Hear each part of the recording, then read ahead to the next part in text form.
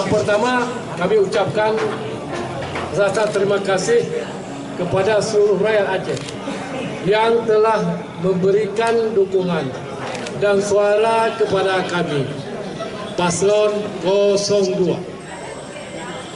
Terima kasih juga kepada partai-partai pendukung dan pengusung, juga para guru-guru, alim ulama, tim pemenangan, relawan seluruh Aceh, dan juga kepada jajaran KPA dan jajaran PA,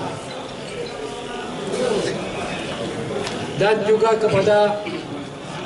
kepada tim kemenangan Mualim. Dengan angka kemenangan paslon 02 yaitu 62%.